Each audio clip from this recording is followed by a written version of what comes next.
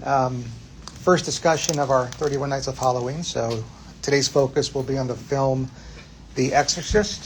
So any particular place anyone would like to start? Reagan. Okay.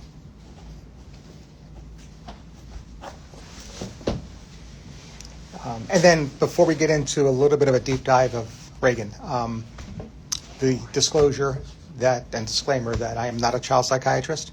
So, and what we're doing today is pure fiction, teaching points to be made, but certainly no clinical advice to be interpreted. So, what do you got? What did you see? What do you think is going on? Definitely not possessed. Definitely not possessed. Because of the holy water scene. Okay. The tap water, not possessed. So, DID maybe.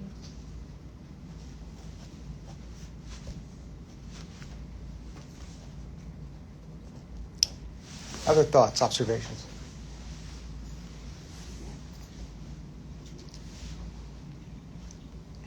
There were certainly a lot of psychotic symptoms present. I just have a list. There was blurred speech, there was hallucinations, agitation.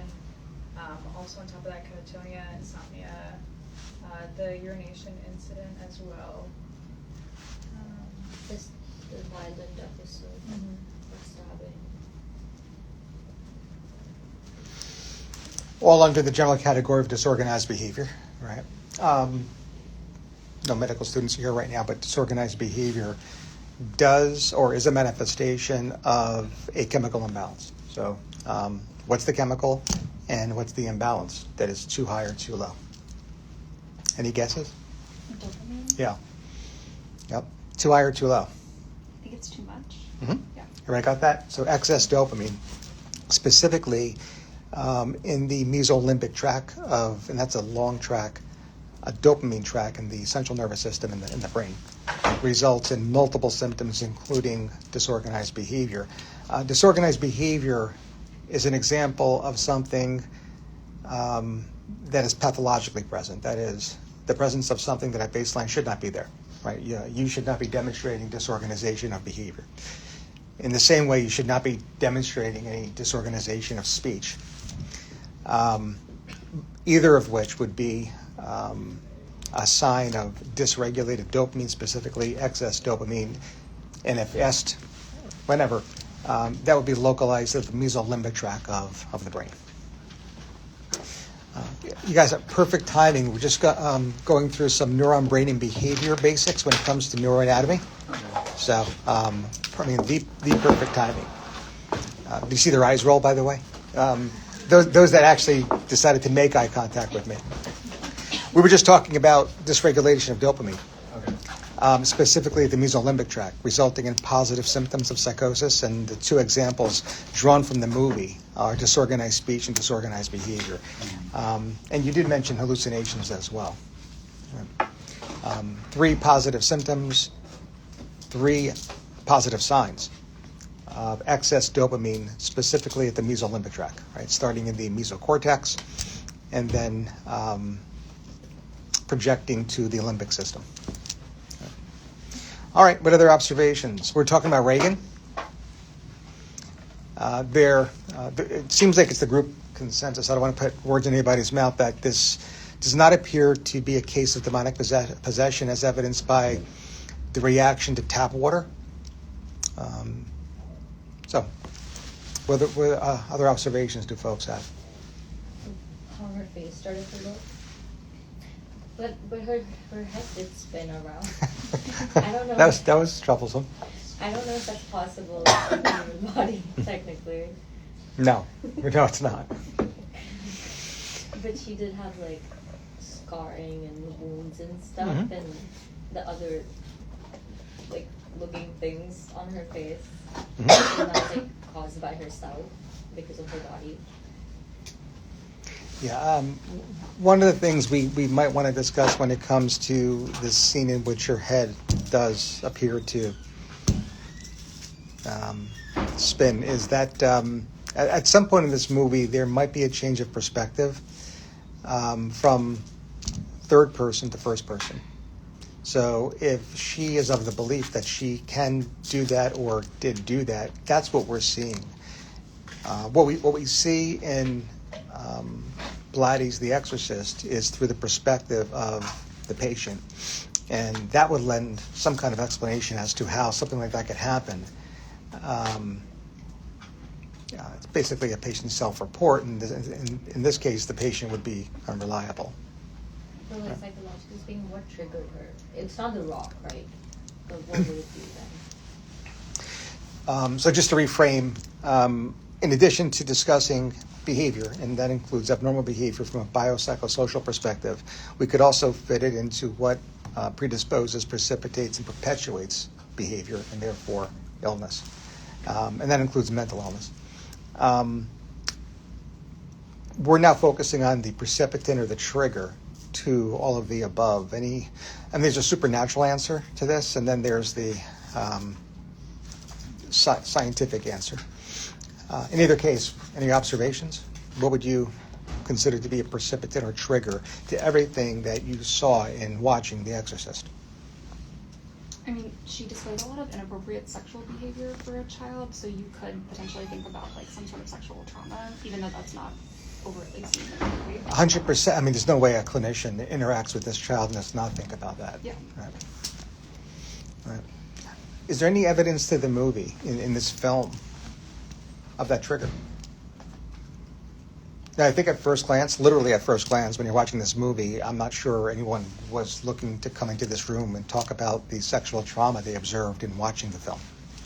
But now that we brought it up and we're reflecting back, were there clues? And this parallels a patient history. Patients very rarely will tell you. They may not have gained the rapport yet or trust you with that type of information.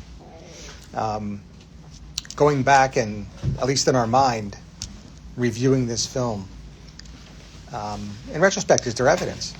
Her mom wasn't in the picture, maybe someone had access to the daughter, like the servants, or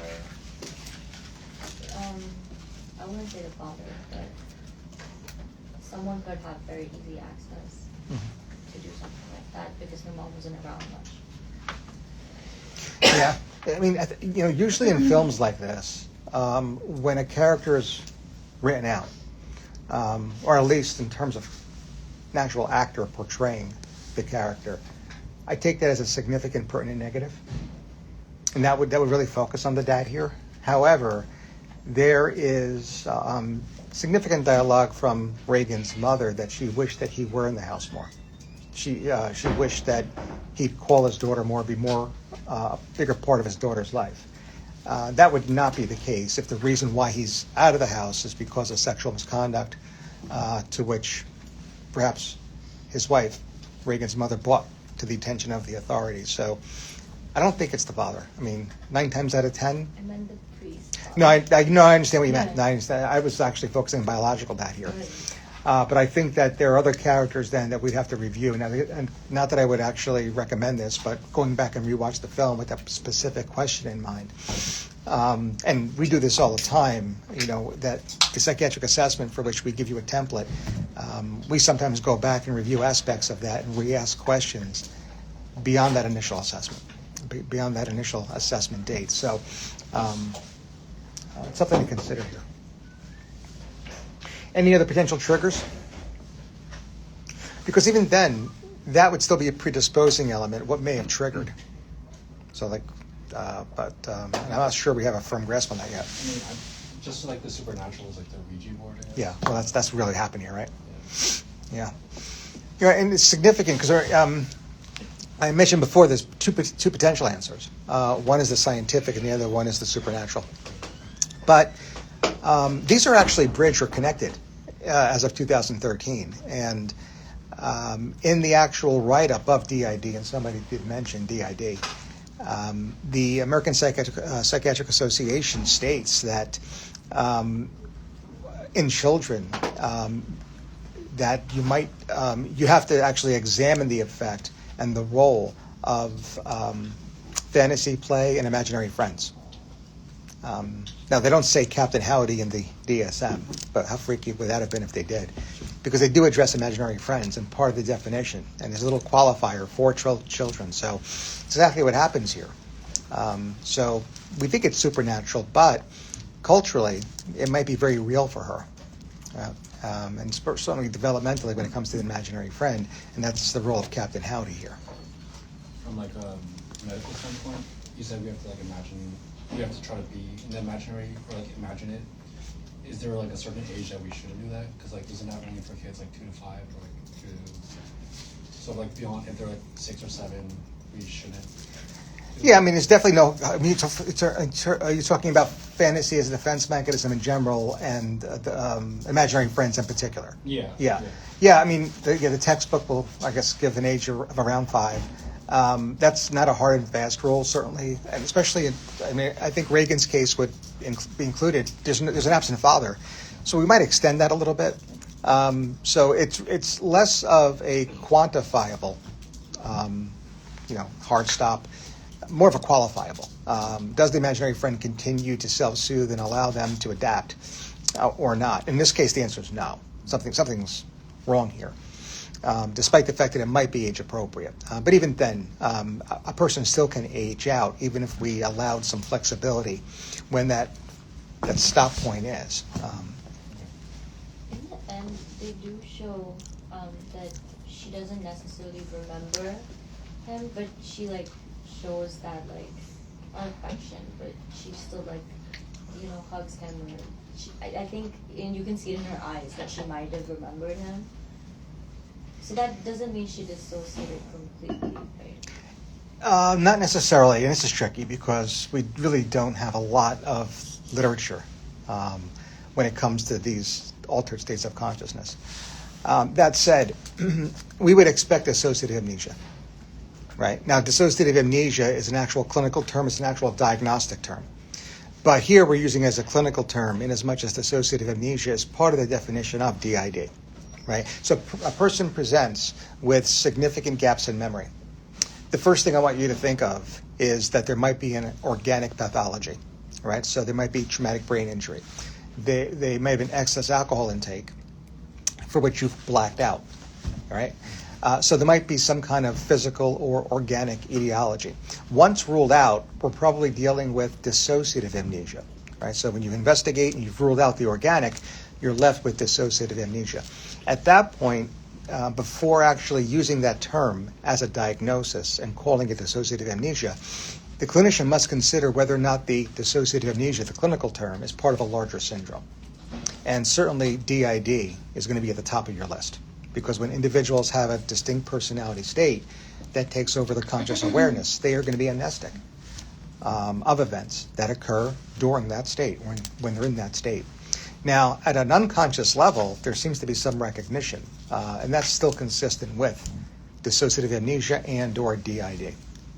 Yeah, I wouldn't be, hard fast in saying, wait a minute, she seems to remember, therefore it can't be that. It's not that linear, it's not that simple.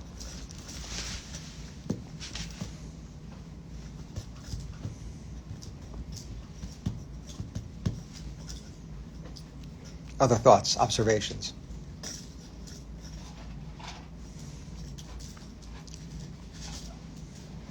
One comment I wanted to make, and I'm not going to really get into that much detail about this, just a broader general comment.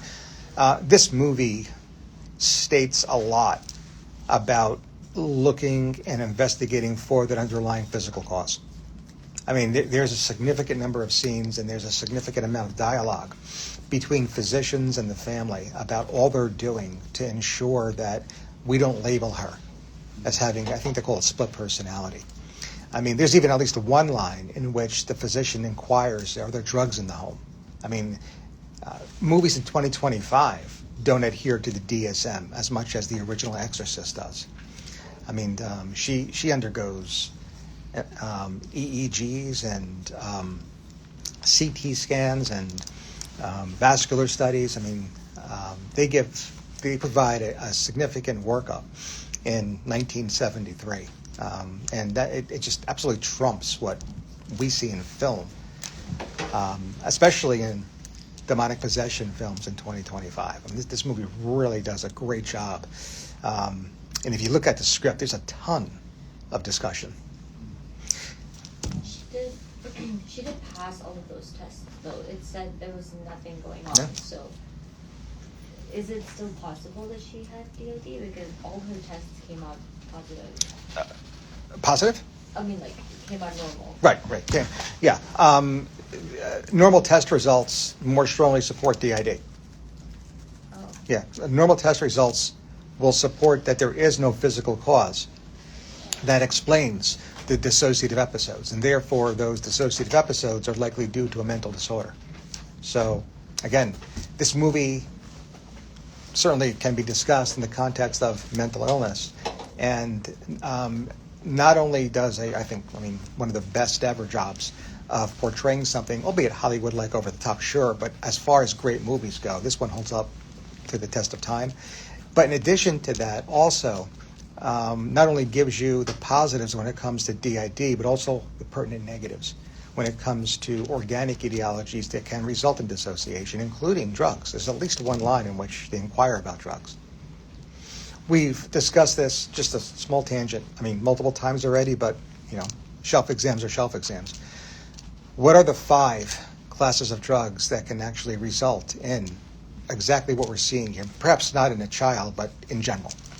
5 classes, because not every drug can neurobiologically induce every mental disorder, right?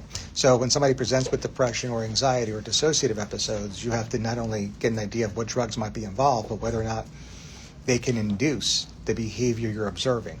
In 2013, the APA merged dissociative behavior and psychotic behavior. So there's no longer any differentiation between a substance-induced psychotic disorder and a substance-induced dissociative disorder. They're merged, and we just call it psychotic disorder, substance-induced psychotic disorder. It's under a general term now. So any drug that can induce psychosis can induce dissociation. And that gets to the neurobiology, and specifically the shared neurobiology of these two syndromes. That said, what are the 5 classes of drugs that can induce psychosis and dissociation?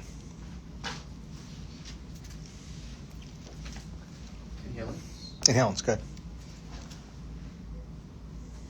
Is this the mica thing? Well, I wouldn't call it that. Well, actually, let me backtrack just a second. Let me back just 1 second.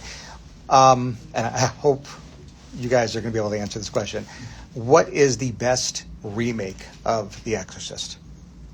So, and I don't mean a true sequel. I mean the next best demonic possession film since 1973. And there's no right answer here, but there's a right answer. What's your favorite? I really like The Exorcist Believer, the recent one from last year. Okay. I don't think that's what you mean. I'm actually looking for people's opinions. I hate horror films. Wasn't the answer I was looking for. It's the wrong month to talk about that. Nobody else got any favorites? I'm probably The Shining. The Shining? I like The Omen. The Omen? Yeah. Original? Yeah. Can't argue that. Anybody else? You don't mean The Conjuring. Huh? You don't mean The Conjuring. No. I mean, no. All I mean is to ask you what yours is. There's no wrong answer here. Sophia, do you have an answer? Paranormal Activity. Yeah. It's interesting that you say that because Paranormal Activity is not only a great movie, but it also casts a character named Micah, the main male protagonist, whose name acts as an acronym. Right? So those classes of drugs that can induce both psychosis and dissociation include methamphetamine, inhalants, cannabis, alcohol, and hallucinogens. MICAH. Right? Is that the mnemonic? Micah. That's the main character, male character. What was it saying? What did you say? Cannabis. So, and Mom even says that she doesn't even smoke grass. So, I mean, boy, do they nail this in 1973. Yep. All right, any other observations talking about William Peter Blatty's The Exorcist? And by the way, I should also mention what we've brought up on multiple occasions already, the idea of processing this film, approaching this film from a scientific versus a supernatural. Father Damien is both a psychiatrist and a priest. So, I mean, again, not many movies do that, and clearly he's having an internal struggle. They actually give you aspects of his personal life as to why he's struggling right now with his faith. But boy, I mean, they set this up perfectly with regard to forcing us to make this differentiation. Is this an account of possession, or is this an episode of mental illness? Yeah, I mean, that is an interesting point. I feel like I've never really hear about anyone who's like both real, like involved in religion as a priest and also a psychiatrist too. I'm sure they exist, but like very, very rare.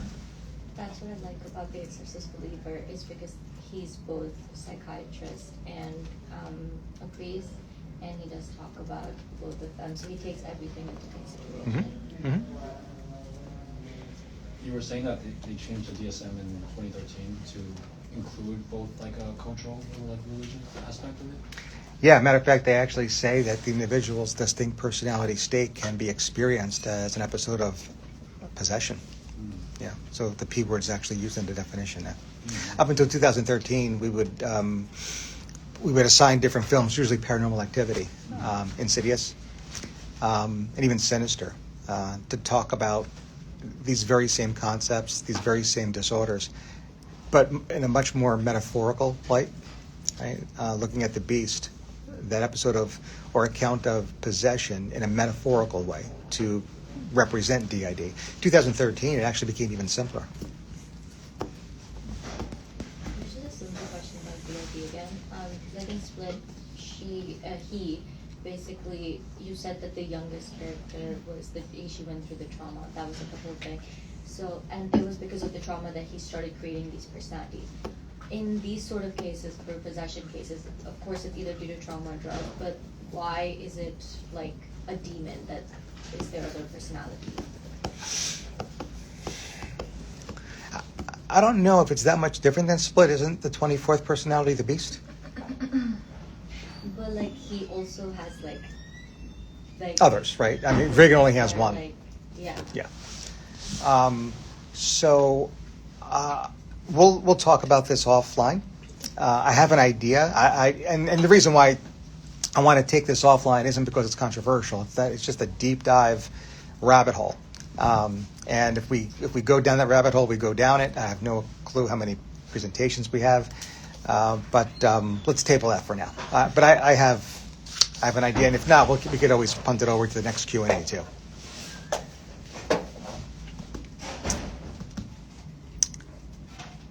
Additional thoughts? The Exorcist. Anything else you observed? Any of the characters you thought were interesting? Father Curtis. What's going on there? The guilt from his mom's death. Yeah. How long ago did she pass away? Not sure. Really Recent. Yeah, I'm just missing the timeline, the actual timeline. Months ago, I think, before he met Riken. I'm assuming, I don't know.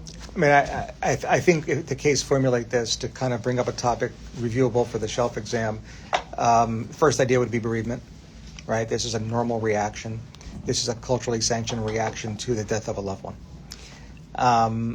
If we feel as though it's protracted, or if we think qualifiably there is reason for concern, then we're probably going to investigate and evaluate for persisting complex bereavement disorders. Again, persisting, protracted, complex, qualitative evidence that are red flags, right? That qualitative evidence, if you actually look at the DSM criteria, and I won't review it in detail now, but I will tell you that if you look at 5 or 6 symptoms that hallmark the complexity, the complicated nature of this syndrome, they are all almost synonymous with the diagnosis of PTSD. So on a shelf exam, if there's a death of a loved one and there seems to be bereavement that isn't quote-unquote normal, please look for PTSD signs, because that will result in the single best answer of persisting complex bereavement disorder, complex operationally defined, through signs and symptoms that are shared with post-traumatic stress disorder. And unlike bereavement, persistent complex bereavement disorder does hallmark risk for a future depressive disorder, including major depression. Right, so if it's more than 2 weeks, and if there's 5 signs that result in clinically significant distress or impairment in functioning, we're going to call it major depressive disorder. Right, and that's where father might be. He might be somewhere in that progression. I mean, he ended up like sacrificing himself in a scene, right? So severe depression, Yeah, I mean, if Or? that's kind of like, or yes, or complex bereavement. oh no, or just being a priest. Yeah. Yeah, again, we're going to have to He balance also that. isolated himself for most of his life. So wouldn't that also be like just physical punishment? Previous to the death of his mother. No, this was after, I think. Isolating would certainly, I think, cause concern, putting us at least in the persistent complex bereavement disorder area, realm. Whether or not it is also consistent with what would be the next step, MDD, has everything to do with his reaching 5, the threshold of 5 criteria for major depression. I think him sacrificing himself was like a form of SI, things like that. Yeah, again, it depends on if you're scientifically looking at this, or I wouldn't say supernatural, but his job. Is that what priests do? I thankfully I've never been part of an exorcism, so I can't answer that question. I don't intend to be. All right. Any other observations with Father Karras? It's interesting because we're talking about this character having a dual role, a duality, that includes his life and job as a psychiatrist. There's a metaphor for this too. I mean, psychiatrists do take on the feelings of other people as part of routine psychotherapy. Right? That's countertransference. Clinicians in general do that. Psychologists, counselors. It's part of their job. This is Hollywood's version of that, isn't it? If you decide to view this, that is The Exorcist, through the eyes of a psychiatrist. I mean, in our office setting, we get to discharge our patient. We don't expire. But then again, this is Hollywood. So it's maybe a little bit of an over-the-top metaphor of the countertransference that he employs as a therapist / psychiatrist. Oh, when he got possessed, that was Yeah. the metaphor. Yeah. I mean, his saying, take me. We don't say that to our patients, but we're waiting for that countertransference to have a breakthrough in therapy. That's a good point. Yeah.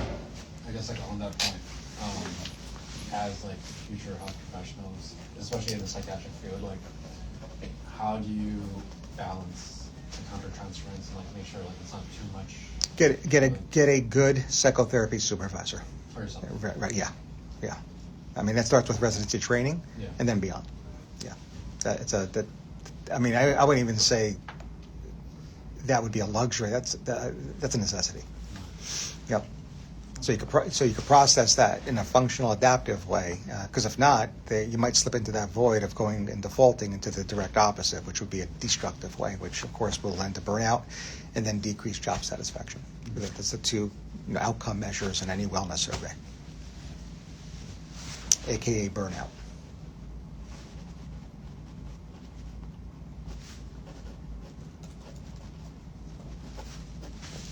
Final thoughts. The Exorcist.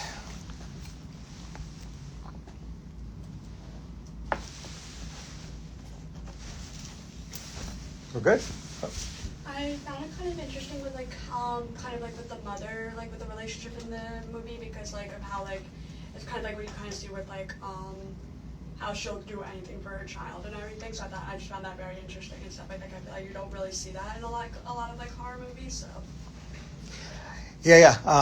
She certainly wasn't in the usual trope yeah. of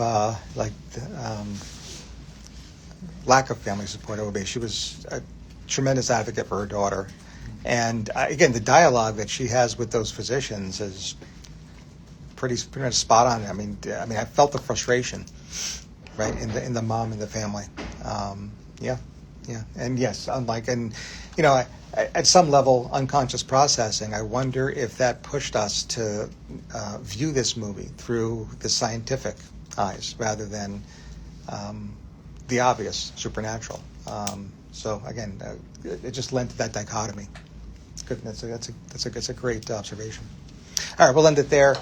I will post. As a matter of fact, do we have a quick read on next Wednesday's 31 Nights film? Because it'd probably be the same for Night's Watch. Oh, there's like the schedule, right? You said next Wednesday? Next Wednesday, yeah. I think it's The Shining. There you go. Is next Wednesday the 8th? Yes. Next Yeah. Wednesday's The Shining. All right, so, yeah. So, just for the medical students, we haven't discussed The Shining yet, right?